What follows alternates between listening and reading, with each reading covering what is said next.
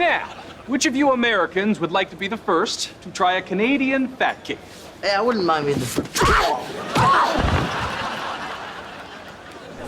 Carly, Sam, Freddie, along with Gibby and Spencer totally made us have fun as they pulled pranks, hosted their in-show web series, and everything else that happened while they were in school.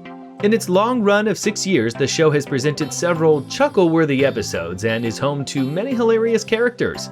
Now iCarly is available on Netflix and will soon come out as a whole on Paramount. In today's video, we'll tell you the 5 things you need to know before watching iCarly Reboot.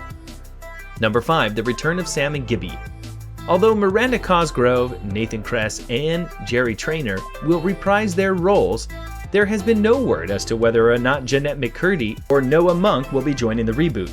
In a tweet, Jay Kogan said that Noah Monk, who currently has a recurring role on ABC's The Goldbergs, had been approached about reprising his role.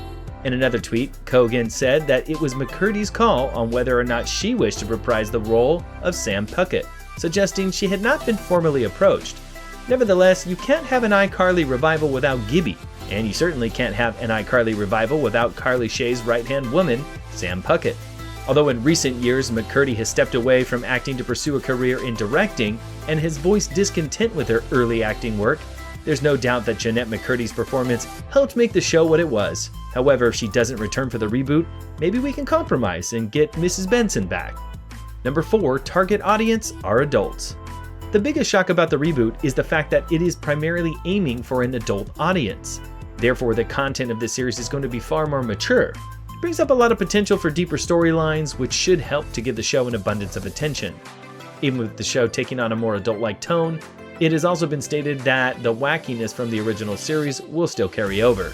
This is certainly needed, as this is the type of humor that allowed this show to be so iconic. Number 3, the Groovy Smoothie. Provided that the reboot takes place in Carly's hometown of Seattle, Washington, I think that the gang will need to take a trip to their old hangout, the Groovy Smoothie. The smoothie shop was home to some of iCarly's iconic moments, such as when Carly and Freddie slow danced after a less than stellar double date, and the time that Spencer hugged Nug Nug from Galaxy Wars. Of course, if the gang did take a trip to the Groovy Smoothie, I'd love to see the return of Tebow, the eccentric shop owner who's known for selling various foods on a stick, and remember the time when he made Spencer buy bagels he didn't even want? Number 2, likely to be released in the end of 2021, beginning of 2022. There are rumors that the series will become available to the audience nearing the end of 2021 or the beginning of 2022. This is not a bad wait whatsoever, as the announcement of this reboot was so recent. As previously stated, a lot of series are not released so quickly, so there's a lot to be excited about. All the audience can do from here is hope that McCurdy and Monk opt into the show shortly. The clock seems to be clicking as a result of this news. Number 1, expected to take place roughly 10 years into the future. Naturally, the reboot will be taking place a decade later than the original series, as that is the amount of time it's been since the finale.